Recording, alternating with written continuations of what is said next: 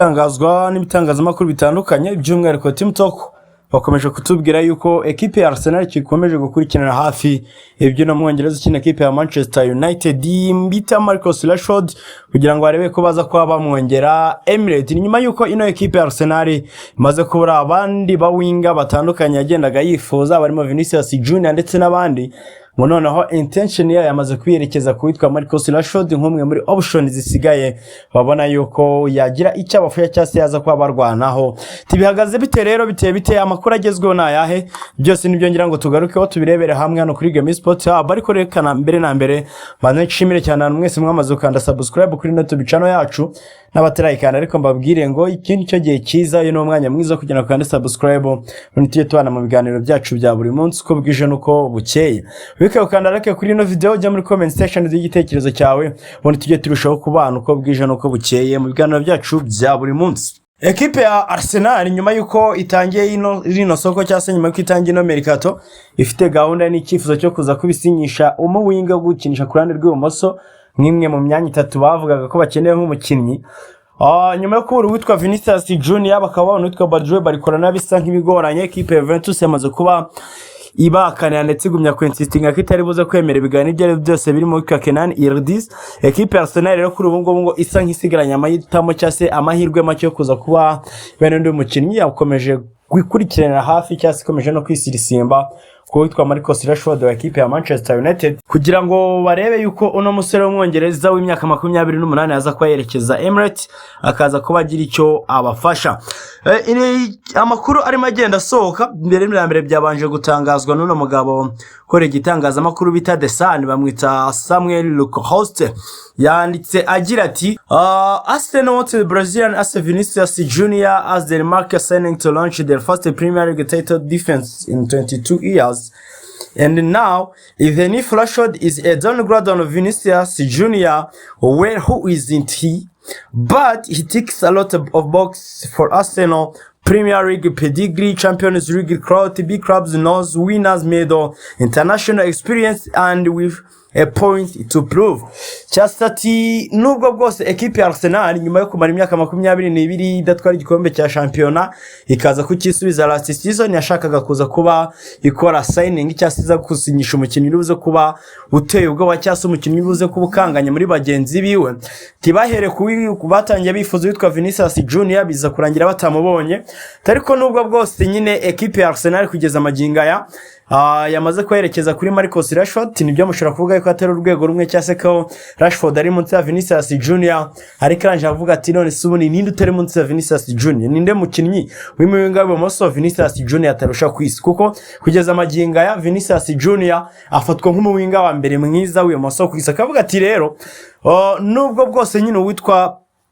Rashford atari kuri level imwe na Vinicius Junior, atariko byibura ibindi bintu byarebye byose ekipe ya Arsenal yifuza mu mwinga baribuze ko basinyisha arabyuje. Akavuga ati n'umukinnyi ufite experience ya Premier League na nakinnye imyaka myinshi, n'umukinnyi wagiye ukina muri Champions League ari kumwe na Manchester United, even last season babizi neza ko yakinanye na Barcelona akabona umwe makinnyi bagize season nziza mu byukuri. N'umukinnyi wagiye ukinira ama ekipe manini ukurumva gukina gukura cyase gutangira career muri ekipe ya Manchester United kwevamo yerekeza muri ekipe ya Barcelona. Ni wa mukinnyi warabaye mu ma ekipe manini, ni wa mukinnyi warabaye ku gitutu cyase warabaye muri stade zirimo abafana ndetse agakorera kuri icyo gitutu buri gihe. Icyo nacyo ni ikindi kintu yujuje kitandukanye n'abandi bakinnyi batandukanye mu Arsenal imigenda yifuza, bakongera ngo ni umukinnyi wagiye utwara imidari. Nibyo ushobora kuvuga ngo Manchester United mu kuva Rashford yagiramo batwaye ibikombe bito cyangwa ibikombe bito, ariko nyine nibyo ngibyo nujya kubireba barabitwe, kuko wenda uretse nk'ino Premier League n'ubu Arsenal nayitwe twaza kuba tuvuga FA Cup Rashford yarayitwaye, kandi n'ino Premier League nabwo nujya kureba urasanga uwitwa Rashford muri La Liga yaragiye muri Barcelona atwaye La Liga. Bisobanuye ngo nyine n'umukinnyi wamaze kugira iyo maturite yo gutwara ibikombe, umukinnyi ufite iyo maturite yo guhangana kuri ya level ya ndetse ushobora kuba wagira icyo agufasha ku rugamba rwo kuba washaka ibikombe ndetse na Champions League. So umukinnyi muto ugiye kuvuga ngo wenda yabagamo bari mu ekipe mato isaha n'isaha cyase igihe cyose yabaga ari muri yakinaga ino Champions League yabaga ari muri ekipe nyine mu byukuri ifite ikintu gikomeye iri buze gukora cyase ifite ikintu gikomeye abantu bari buze kuba bayitegaho. Ikindi kandi no mukinnyi uri international cyangwa ufite international experience cyane ko no muri kino gikombe cy'isi kirangiye yaje kuba kijyamo cyase yari ari kumwe n'ekipe y'igihugu y'Ubwongereza n'ubundi ibyo byose rero ndetse n'ibindi nibyo no mugabo wa The Sun bita host arimo agendera akatubwira ati ekipe ya Arsenal kuza kuba kuko nyine kirimo irakurikirana witwa Marcus Rashford bifite ishingiro ndetse n'umukinnyi babona ko yujuje cyase akwiye ibyo byose mu biganiro birimo bigende biba ngo muri board ya Arsenal hagati ya Andrea Bertha ndetse na Arteta ngo bose bamaze guhuriza kuvuga ngo reka tubanze dupushinge turebe yuko no mugabo twaza kuba tumubona cyase twaza kuba tumusinyisha. Ikindi tuvuye ku byatangajwe n'uwitwa Host katanze twerekeze ku byo witwa Fabrizio Romano kugira ngo tubanze turebe ngo ubundi Rashford aramutse aje muri Arsenal yabafashye cyase bihagaze bite bimeze bite. Fabrizio Romano yatubwiye ngo at the moment there are no movement with other club. Rashford is not accepting Turkey or Saudi Arabia. The solution are not interesting for Marcus Rashford. He's not going to consider that. Well, and it's not about the money. It's not about the proposal. He doesn't want to play in this club at this stage of his career. So for Rashford, he stay at Manchester United or very top club at the very end of the window. But at the moment, the most likely outcome is for Marcus Rashford to stay at Manchester United. Uyu ni uwitwa Fabrizio Romano yararimo arakomoza arimo agenda atubwira ku byo witwa Marcus Rashford nicyo arimo aconsideringa. Yabanje aratubwira ngo kugeza kano kanya maginga ya ntago Rashford ari buze kwemera ko yajya gukina mu ekipe mato cyase ngazi kuba yakwemera kujya gukina muri Turkiya na Saudi Arabia. Ngo ibyo bitekerezo cyase icyo gisubizo kuri kariyeri yiwe ni ibintu atarimo arabona ni ibintu atarimo arateganya. Ngo hagati ku cyifuzo cyiwe nka Marcus Rashford arifuza kuguma akina muri ekipe nkuru zifite ibyo zihanganira kandi muri za championnat zikomeye turi kuvuga ngo wenda ngagiye muri ekipe runaka muri Turkiya agiye muri ekipe runaka muri Saudi Arabia. Ikibazo kuri Rashford kugeza maginga cyase cyarimo aratekereza sa amafaranga nta nubwo ashaka gukinira ama ekipe nyine kuko abona yuko atari yagera kuri urwo rwego rwo gukinira ayo ma ekipe. Uno mugabo we wa bitango ni Gareth Bale ni umwe mu ba senior correspondent ba Team Talk yararimo aratubwira ngo uwitwa Marcus Rashford afite intumbero cyangwa afite icyifuzo cyo kuza kuguma muri top clubs kugira ngo azongera akinira ikipe y'igihugu y'Ubwongereza muri Euro ya 2028 igiye kuza ndetse n'igikombe cy'isi cya 2030. Ngo ni ibintu arimo considering akavuga ati kugira ngo ibyo byose mbigero cyangwa kugira ngo bize gukunda biransaba kuza kuba ndi muri ekipe ikomeye biraza kuza kuba ndi muri ekipe nkuru ekipe ihanganira ibikombe kandi ikina championnat nziza cyane ko ngari matekereza akabona yuko mu gihe cyose yaguma ku rwego rwiza akaba yahamagarwa muri ekipe y'igihugu y'Ubwongereza ari n'ikintu cyazamufasha kuba yagira izina rye cyase kuba igihe cyose Ubwongereza bwagira ikintu butwara izina rye naryo nka Rashford yazaba arimo.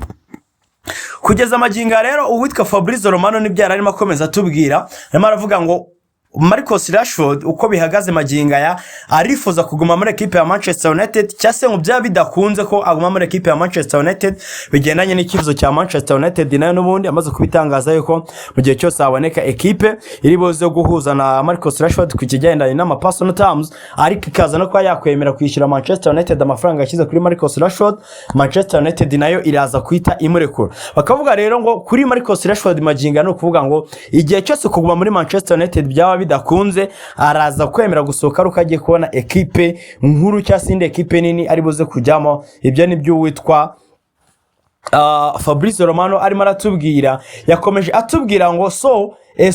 strong chance is to see Marcus Rashford staying at Manchester United at this summer. Obviously, Michael Carrick is a big factor because he will be very happy to continue with Marcus Rashford. He would be very happy to give him one more opportunity. So, let's for the situation. Kugira ngo dusobanukirwe neza bino bintu witwa Fabrizio Romano we arimo aratubwira ngo nubwo bimeze bityo ariko nubwo ekipe Arsenal ikomeje gukurikirana ino situation hafi nubwo ikomeje kugenda icontact abahagarariye Marcus Rashford again pushinga kugira ngo irebe ko yaza kuba imusinyisha. Amahirwe menshi ahari kugeza maginga ya nuko uwitwa Marcus Rashford agomba kuza kugwa muri ino ekipe ya Manchester United muri no sama akaza kuba bakinira indi sezo akaza kuba ari umukinnyi wa Manchester United nyine ngo ndetse uwitwa Michael Carrick niwe muntu ufite ijambo rinini cyase niwe ribuze guha umugisha ibyo ngibyo kuko kugeza amaginga ya Michael Carrick no umufana cyase no umuntu wishimira imikinire y'uwitwa Marcus Rashford ngo ndetse arifuza yanakwishimira kongera kumandi mahirwe bakaba bakorana hariya Old Trafford. Witwa Fabrizio Romano rero agasoza tubwira ngo ubwo bimeze bityo rero reka dutegereze turebe ngo byaza kugenda bite cyase biraza kuba bihagaze bite. Tunyarukiye gato ku nkuru y'igitangazamakuru bita The Athletic barimo baratubwira ngo the Arsenal are ready to afford Rashford's high salary and at this point in time represent a sexy option that Manchester United given they are the dominant force in the England right now. The Athletic irimo ratubwira ngo ku kigendanye n'umushahara w'ibihumbi 325 witwa Marcus Rashford yembwa muri equipe ya Manchester United si ikibazo kuza kwa bayama kubera yuko nujya kureba n'undi witwa Bukayo Saka bari muri Orange, nujya kureba abarimo nka Martin Odegaard bari muri Orange, Declan Rice bari ayo mafaranga kuvuga ngo kuri Arsenal si ikibazo kuza gutanga ayo mafaranga cyase kuza ko yakwishyura Marcus Rashford salary y'ibihumbi 325 ku cyumwe. Bakongera bakakubwira ngo ndetse uko bihagaze maginga ya bigendanye na cya kibuzo cya Sena ya nakaga cross witwa Marcus Rashford ari mashyiramo ko kugira ngo aze kuza kwemera kuva muri equipe ya Manchester United kuko byasaba kuza ko agiye muri equipe nziza, equipe ikomeye kurushaho kugira ngo agome kuri top level cyase kuri top class kugira ngo azabone uko representing equipe y'igihugu y'Ubwongereza n'ibongera kugira imikino bajyamo. The Athletic bagakomeza kubwira ngo bigendanye na performance z'ama equipe yombi kugeza ubu Arsenal ni equipe nziza kuruta equipe ya Manchester United. Bisobanuye ngo igihe cyose Arsenal ribuze kugumya gupushinga, igihe cyose Arsenal nkuko birimo bigenda bitangazwa nyine ko ibyo biganiro birimo ndetse kwitwa Andrea Bertha ngo yaba yatangiye kugenda hamagara abahagarare Marcus Rashford biraza kurangira bikunze cyase uwitwa Marcus Rashford bishobora kuza kurangira bemereye cyane ko za conditions zose witwa Rashford yifuza Arsenal irazujuje. Ni equipe nziza ikina champion nziza, izakina Champions League, ni equipe iri ku rwego rwiza ndetse iri very competitive ndetse kugeza maginga ya abantu baramutse bayihaye amahirwe yo kuza kwisubiza igikombe cya champion ntago baba babeshye kuko ni imwe mu ma equipe meza hari kugeza ubu ndetse n'umukandida kuza kwitwara kino gikombe cya champion. The Athletic rero gakomeza itubwira ngo ibyo byose ni ibintu witwa Marcus Rashford arimo arareba ndetse n'ibintu arimo arabara akavuga ngo Arsenal byakunda nubwo nyine atari yatangira kwidekara cyangwa atari yagira icyo abitangaza na update zari zaza zitubwira ngo Rashford yamaze gufata umwanzuro wuhe arakibere muri vacation ndetse ibintu bya transfer yiwe yamaze kuvuga ko nta kintu ashaka kwivuga kugeza igihe azaba agaruke. Nanone ariko wareba ibyo Arsenal irimo yifuza kuri wa muwingiri buze kwa yongeraho cyane ko bavuga ngo Christos Torizi nibyo n'umukinnyi mwiza ndetse no muri match ya gicuti bamaze gukina n'umukinnyi maze kuyigaragaza n'umukinnyi deliveringa bakavuga atari ko byibura hari igihe cyazagera tugakenera wa mukinnyi ufite iyo experience ufite niyo bagage yo gukorera kuri icyo gitutu kirita icyo witwa Christos Torizi yaba afite nabo bagatekereza witwa Marcus Rashford. No gutegereza tukareba rero gusa amahirwe menshi cyase rukuvuga ngo igihe cyose Manchester United yaza gufata umwanzuro cyase yaza koroshya deal nikaza kuba bikomereza muri favor cyase mu byifuzo by'abayobozi ba Manchester United bitandukanye n'ibyitwa Michael Carrick arimo expectinga byo kuza kwagumana na Marcus Rashford. Dushobora kuza kubona Marcus Rashford asohoka muri no equipe ya Manchester United akaba yajya muri equipe ya Arsenal. Gusa icyo bamenye kugeza amaginga ya Ibiganiro ntabwo byari tumbagira ngo bigere ku rwego rwiza rwo kwa twatangira kwita tubihamya gutyo ariko nyine numwe mu bakinnyi bo basigaye kugeza amaginga equipe ya Arsenal irimo ikurikirana ndetse bigendanye n'uruhande rwa Manchester United nibyo batekereza nibyo bifuza kuri Rashford na makuru amenshi arimo aragenda yemeza yuko yari diri ishobora kuza gukunda. So kanshimire cyane mwese twabanye dore muri comment section mutubwire transfer muyitekereza cyase mwakira gute wike ukanda like kuri no video kandi subscribe n'itari wayikanda ubundi dusubire mu kanya. Ciao ciao, bye bye.